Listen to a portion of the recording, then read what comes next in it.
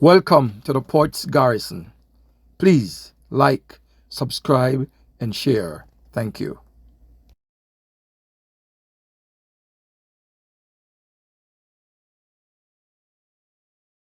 Greetings and welcome to the Port's Garrison. I am your host, Phil the Port. Now, if you're joining me for the first time, I implore you to subscribe to the channel. That is, if you like the content. Smash the like button, subscribe, and share. My regular subscribers and viewers, as always, is enough love, enough manners, and enough respects. Now, during September 23rd to 27th in New York City, the United Nations General Assembly had its 79th session. They dubbed it Summit of the Future, where they looked at challenges faced in our world, such as poverty, inequality, hunger, conflicts, and so on. Various different leaders from all over the world spoke. And I was really impressed with the presentations from the Caribbean. I saw who I dare to call the Prime Minister of the Caribbean, Mottley of Barbados, gave an excellent performance, excellent presentation, reminded me of none other than Michael Joshua Manley. I looked around to find Andrew Holness, but he wasn't there, and Jamaican's presentation was given by Kamina Johnson-Smith, the Minister of Finance. I paid keen attention to the presentations from the Caribbean leaders, especially Deacon Mitchell, young Prime Minister of Grenada, who I have had the privilege of meeting. Also, Mohammed Ali, the President of Guyana. They gave excellent performances. But I was really impressed by Mia Mottley. As always, she went in it with a raw emotions. You can know that she was speaking from deep inside of her. And as always, she must had a little quote of Bob Marley. Now, I was particularly impressed about the part of her presentation on peace, resetting peace in the world. And I wanted to just look at that presentation today and to share it with you. But the entire presentation was so great in my estimation that I thought, why bother? Just share the entire presentation. So here, pull up your chairs, sit back. It's about 30 minutes of Mia, but it's worth the listen. Take a look at Mia Mottley. The Assembly will hear an address by Her Excellency Mia Amor Mottley, Minister, Minister for National Security and the Public Service, and Minister for Finance, Economic Affairs and Investment of Barbados. I request protocol to escort Her Excellency and invite her to address the Assembly.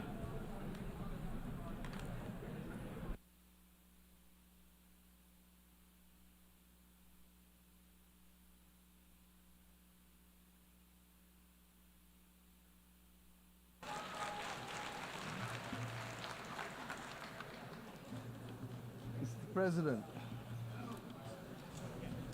we need a reset, and we need to reset. Mr. President, in your absence, I congratulate you on your assumption of this chairmanship of the General Assembly.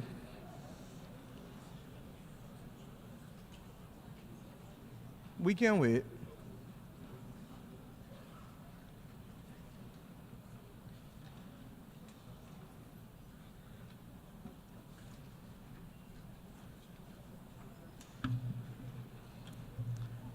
As I said, Mr. President, we need a reset, and we need to reset. Those of us here today representing our brothers and our sisters the world over have endured 4 years of polycrises. As the children of Mother Earth, we continue to wrestle with the climate crisis. As a human family, we grapple with the legacy of the pandemic. As a digitally connected people, we are now, regrettably, confronted by multiple theaters of war and scenes of horror and famine flowing from that war, armed conflict instead of pursued development.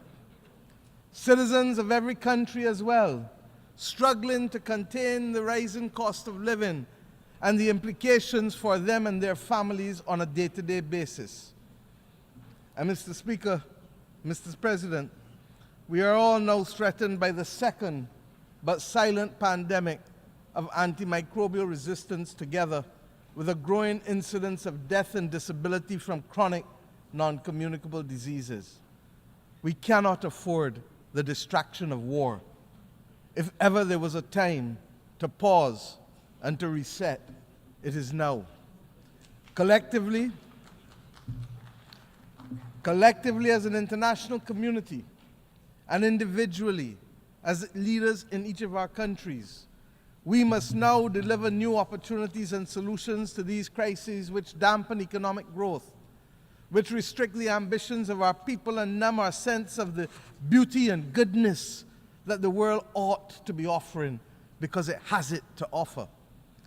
The reset for which I am calling, and indeed all of our citizens are demanding, must see an end to all forms of discrimination.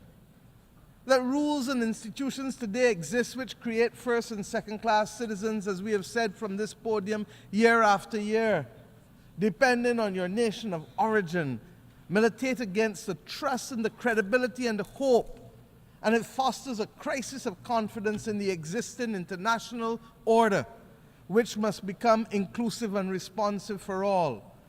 More than any other complaint from this podium has been the disparity in treatment and the inability to be able to have fair and transparent treatment for all that would lead to the trust necessary for us to solve the problems of our times that are truly beyond man-made causes.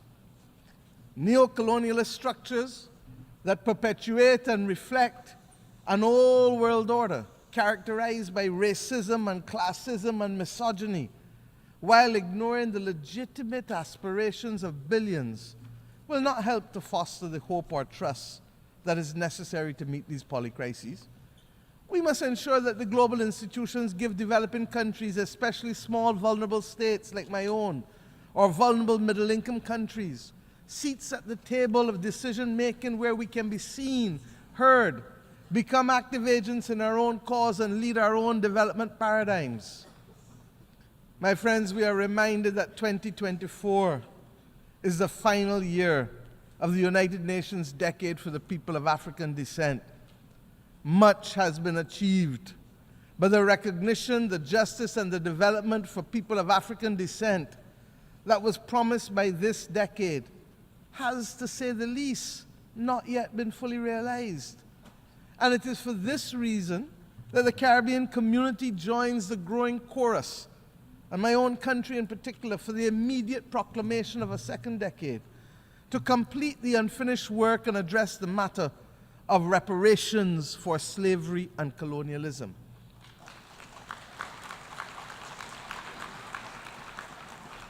I start here because this is a necessary but complex conversation, and the Caribbean community is resolute that it must happen.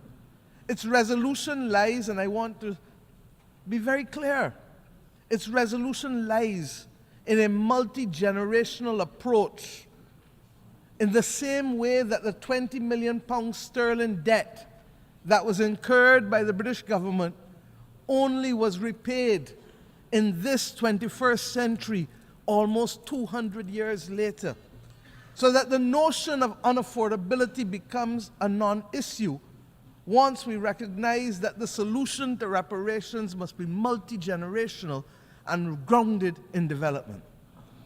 Mr. President, of necessity, the reset must also be characterized by institutional reform, which has to start in the United Nations councils. These councils suggest that some are full members, and others are only part members, and some may be part-time members, and some may be occasional members. All of this has no place in the 21st century. And the anger and the mistrust of our citizens and institutions, in leaders, in multilateralism, and in the processes which exclude while yielding much talk and little action is very real.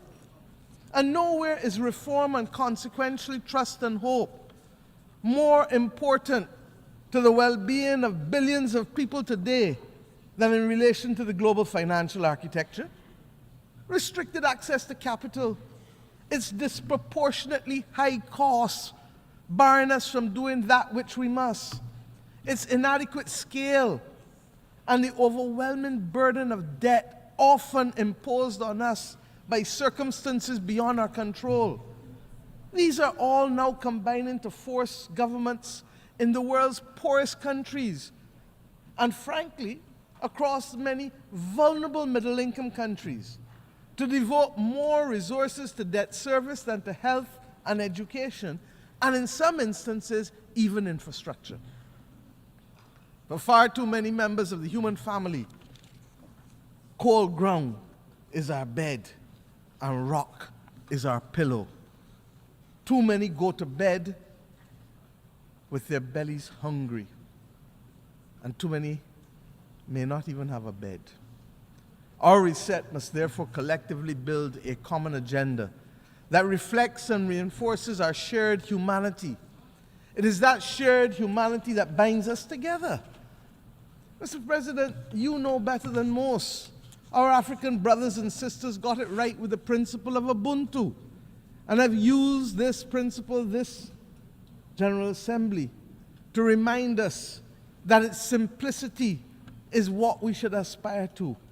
I am because you are. I am because we are. My well-being is tied to yours, and our collective well-being is connected to Mother Earth. This best voices the approach needed to give expression to the reset that is absolutely necessary. And we acknowledge that there are glimpses of hope. We have, for example, on Monday, agreed to a pact for the future, but we still have war. We have agreed on a global digital compact, but we still have raging pandemics in the slow motion silent pandemic. All of this rests, my friends, on the common agenda that the Secretary General had set out for us before. Yesterday, we agreed in a high-level meeting on a political declaration on antimicrobial resistance. A lot of fancy words, but this is where the rubber hits the road, because all of us in this room know people who have died from infections and for whom the antibiotics simply are no longer effective, so that within 48 hours, a person's life is snuffed out, almost as if they were at war. My friends, following on the intervention of the Bridgetown Initiative and the Paris Pact for People and Planet, the efforts of many across the board, we acknowledge that there is some hope. And it is evident in the beginnings of the reform that we are seeing little by little, but nevertheless, they have started.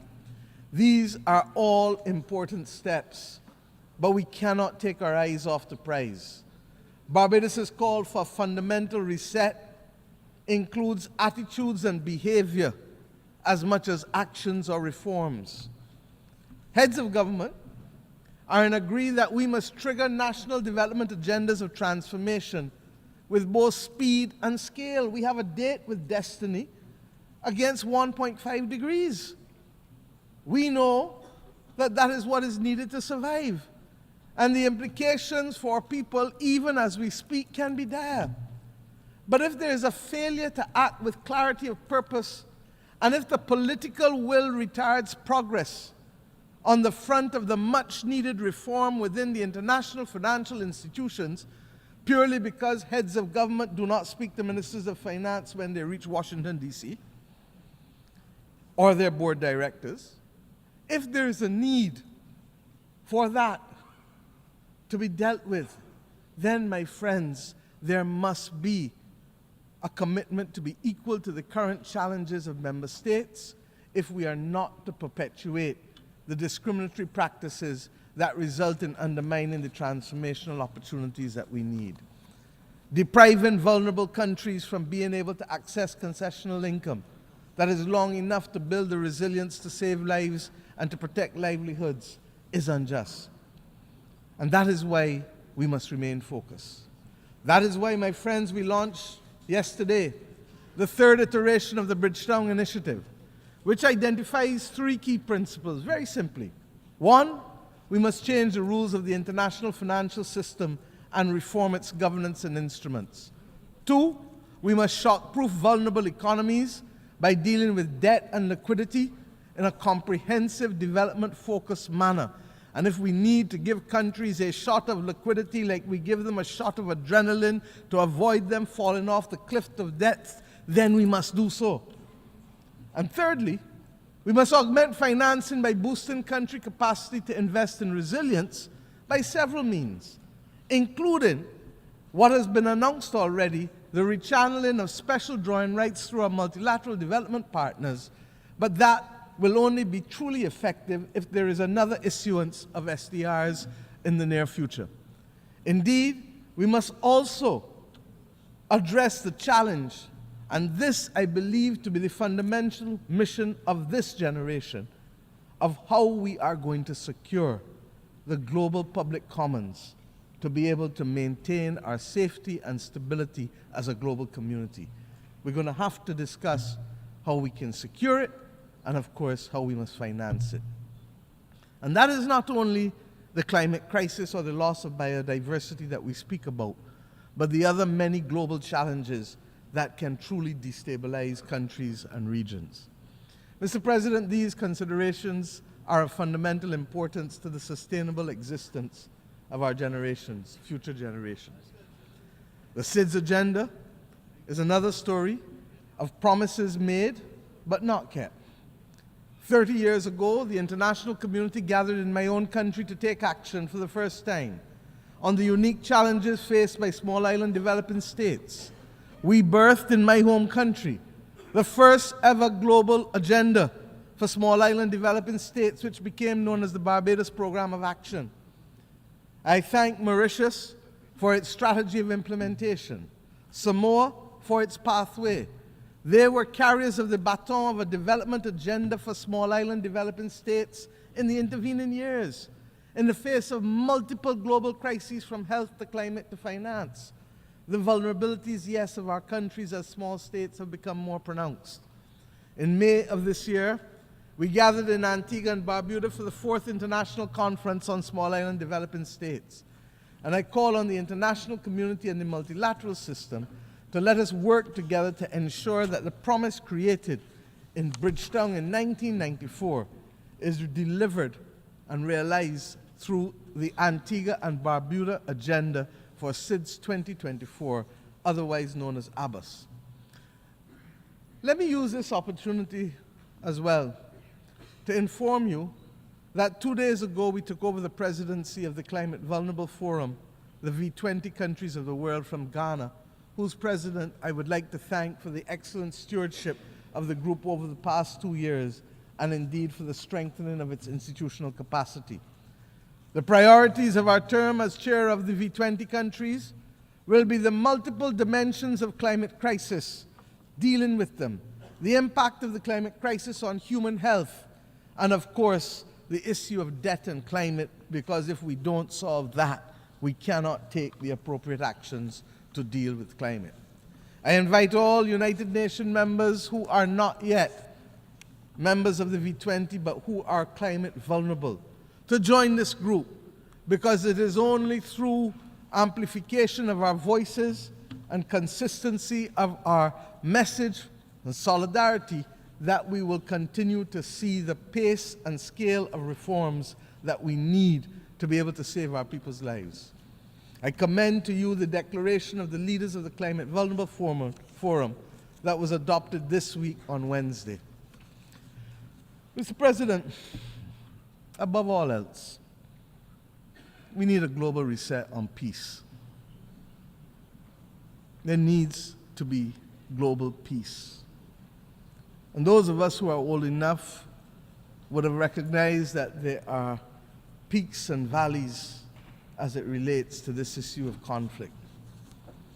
There are few areas where the world is more in need of the United Nations acting as the United Nations to secure the objectives of the Charter than in the area of peace and security. The silence that has engulfed Sudan is unacceptable and may well be rooted in the racism that the world still carries as a badge of honor from the victories of the last great war of the World War II. The actions in Myanmar cannot continue. Ukraine has sucked more oxygen out of the global community and the global financial system than any of us can appropriately accept at the very time when the world needs to be applying its resources and efforts to fight in the greatest crisis known to mankind. And the spread of the war from Gaza to the consequences in the West Bank to now clearly what is happening in Lebanon as we speak with Israel, all of these are but the tip of an iceberg of death, violence, and instability, and robs the global community of oxygen and resources at the very time when we need it most in a strategic way. We all know, as students of history, that even the longest war in history came to an end. These wars, yes, they too will come to an end. But the question is when and at what cost, and without much loss of life, with how many children not being able to be either given the chance to live or will now live with memories of war that will affect their every action for the next 60, 70, 80 years of their lives. Innocent people are paying the price with the one thing that is theirs to give, and they don't give it willingly. It is their life. Unless we address the root causes of these wars, one by one, and the manners in which they are being sustained and financed, we will never, never know anything else other than war and rumors of war in these theaters. The transmittal of these scenes of horror in real time into people's bedrooms, into people's living rooms, will trigger two extreme reactions, neither of which are acceptable to us in the third decade of the 21st century. We will either get the desensitizing of ordinary people to the loss of lives, especially those of innocent children and women on the one hand, or we will get, on the other hand, the anger and inclination for vengeance that it spawns necessarily. We need peace. And it cannot be too difficult for us to work for peace.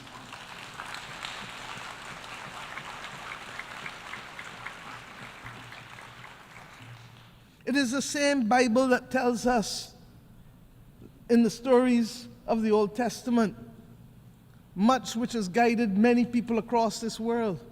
But when we turn from the Old Testament to the New Testament, it is Romans that says to us, "Vengeance is mine, saith the Lord," not any country, not any human being, so that the Bible can't be used as a convenient aid when it suits us and rejected when it doesn't. In the midst of this maelstrom, we were very clear. My country took the step this year of recognizing and establishing diplomatic relations with the state of Palestine, in spite of having supported a two-state solution since 1969.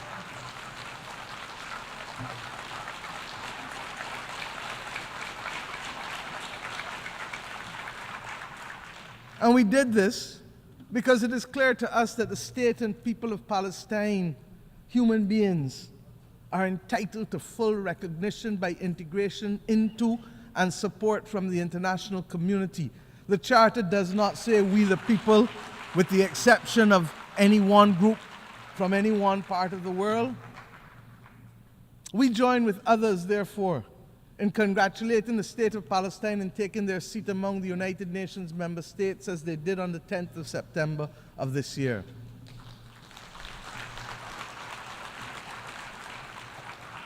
And let me be clear, we condemn the actions of Hamas on October 7th. But we equally and strongly deplore the humanitarian catastrophe in Gaza, which is the result of the disproportionate use of force by Israel.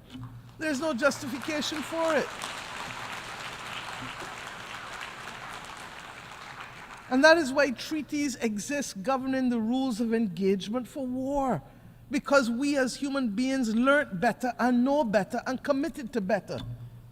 A two-state solution, no matter how elusive it may appear to be now, is the only answer. And I've said already this week that we have known difficult battles in mankind's history. But when we were in it, we didn't think we could achieve it. But we did. We abolished slavery. We removed apartheid in South Africa. These battles are not beyond our creativity, our capacity, and our resilience to resolve them. Similarly, we insist that the killing in Ukraine really has to stop. The people of Ukraine must be allowed to live within the internationally recognized boundaries of their state in peace and freedom from the threat of use or force. And as I said, it is sucking too much oxygen out of the global financial system, and countries that should be the beneficiary of aid are being told that they may have to wait in the interest of the defense of others because of war. I say to us truly, there has to be a singular commitment to build a peace. Truly. Mr. President, my own region has not escaped the scourge of instability and violence. The Americas do not constitute today a theater of war. But we are today witnessing, for some years now, an unprecedented escalation in the number and caliber of assault weapons which are finding themselves in the hands of criminals who are wreaking havoc on the legal systems and our societies, particularly in the small island developing states of the Caribbean, and indeed in the wider states of Central and Latin America. This scourge caused by guns manufactured in the United States of America primarily also requires a fundamental reset.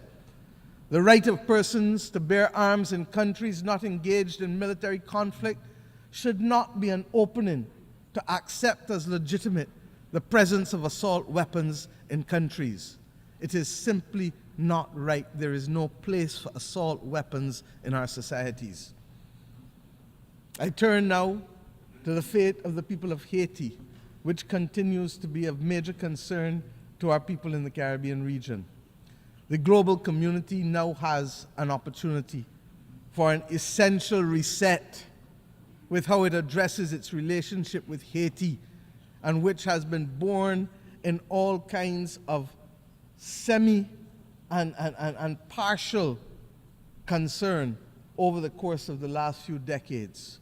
We continue to have it as a recurring decimal because we have failed to solve the problems and put them on a sustainable path to development for its people.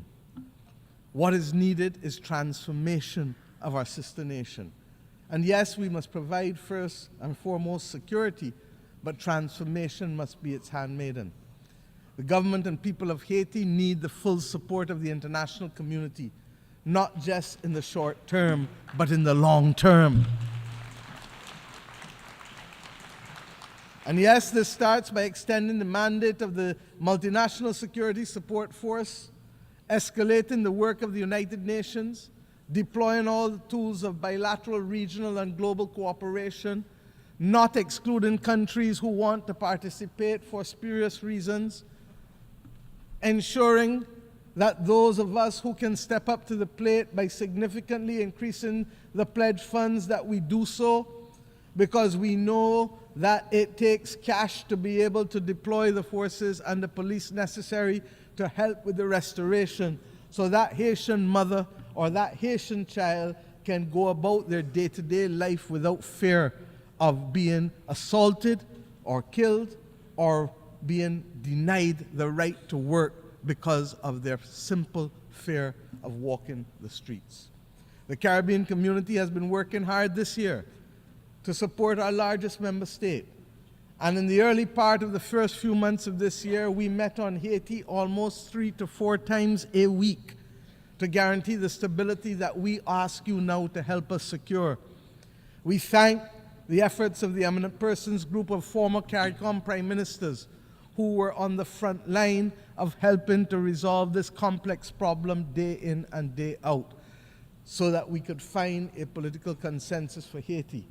That Haiti had at this General Assembly both the interim president of the Transitional Council and Prime Minister Cornille is a remarkable achievement given where Haiti was in February of this year. Let them continue on a path, please, of securing their future. And we cannot be on this podium speaking about Haiti without thanking Kenya and President Ruto for their remarkable leadership. After many delays and in what represents now a historical precedent for an African country, they have ensured that an African country has taken the lead in helping to tackle the peace and security challenge beyond its own continent. That is the kind of reset that we need in the international community. And Mr. President, you cannot come on this platform regrettably, although I look forward to the day when I will not have to say it, when we must ask for reprieve for the people of Cuba. It is unacceptable, it is unconscionable, and that it continues today is a mark on our international conscience. The Cuban people continue to face the most dire of economic circumstances, and that this is directly as a result of its exclusion and its designation as a state sponsor of terrorism. And I have addressed our only knowledge of terrorism, and Cuba is in fact the downing of the Cubana plane off the waters of Barbados, where Cubans, Guyanese, and Koreans were killed. My friends, Cuba has been a valuable partner stepping up for us when it has mattered most, by the provision of nurses and doctors in pandemics, and by the provision of other essential workers when the global community needed it and when people needed to be liberated in Southern Africa. The reality is that we must have and continue to have resolve in calling for the embargo to be lifted, and we will condemn it year after year after year because it is simply wrong. As we say so, we pray that the people of Cuba, as they determine what damages they have found from Hurricane Helen, as well as we pray for the people of Florida, who clearly are going to spend the next few days identifying the damage as a result of a hurricane that hit Category 4 when it reached Florida. This is the climate crisis that we speak about. The people of Nigeria are still counting the bodies with respect to the floods that took place there. We have hard work to do. In our own Caribbean region, Beryl literally decimated the islands of Carriacou and Union Island, and indeed would have affected Grenada and St. Vincent more broadly. Jamaica and my own country's coastal infrastructure was significantly affected, with our fishing industry, 90% of it being decimated. This season of superlatives, with its floods and droughts, its hurricanes and fires, will take the lives and livelihoods of too many. The climate crisis is hitting us almost weekly across the globe.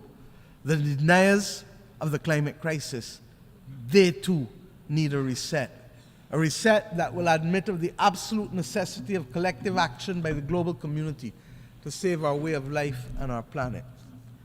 Mr. President, at the start of this week, the skies were much darker. I truly believe so. We are starting to see some glimmers of light. We leave New York this week noting that the clouds are lifting, conscious that the sun is peeping out in certain areas, not all, but in certain critical areas, giving us a sense of renewed hope that reset is in fact not only possible, but necessary in key areas: institutional reform, reform in our financial architecture, reform in how we view development, but above all else, reform in how we see each other and value each other.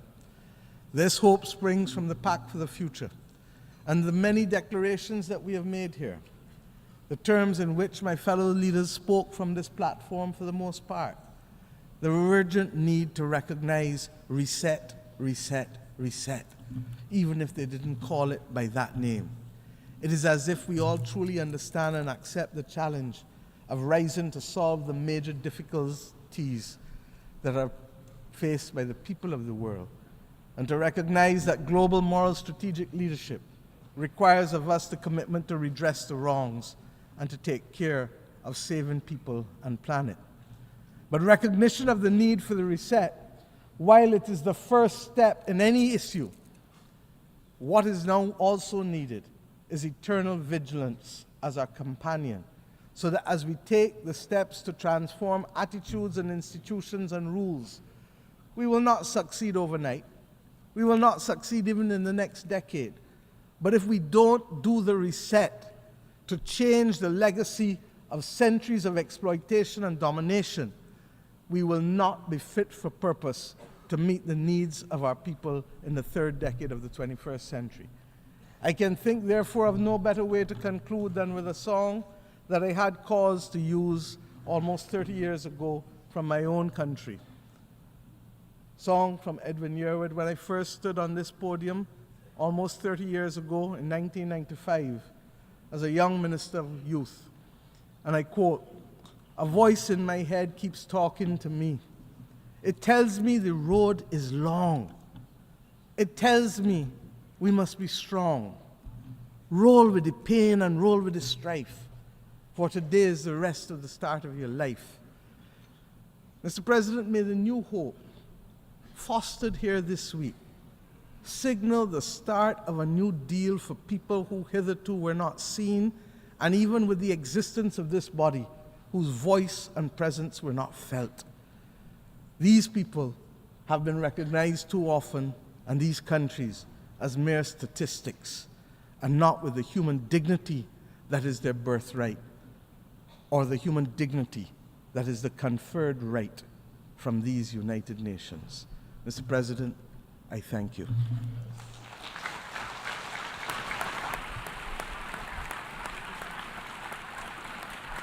On behalf of the Assembly, I wish to thank the Prime Minister, Minister for National Security and the Public Service, and Minister for Finance, Economic Affairs and Investment. Now, as I said, I am dubbing her the Prime Minister of the Caribbean without any apology whatsoever. Who am vex can vex, but I am not apologizing. I have no apologies for that. I was really impressed with her presentation. She touched Cuba, Haiti, Lebanon, Palestine, Ukraine, Israel. Man, it was far-reaching and deep touching. Now, as I said, she's the closest person that reminds me of my commander. And I really loved her presentation. Let me know what you thought of her presentation. Let me know if you think she's the most forward-thinking leader in the Caribbean right now. The most progressive leader in the Caribbean. Let me know, because those are my views, that she's the most progressive leader in the Caribbean today. Let me know your thoughts in the comment section. And you know what? Tomorrow, I will upload, or in quick succession, I'll upload the presentation by Kamina Smith and Johnson Smith, and also Deacon Mitchell, and the presentation also of Ali of Guyana. Until then, let me hear your thoughts. And as always, it's one love, enough manners, and enough respects. Blessings. Thanks for watching.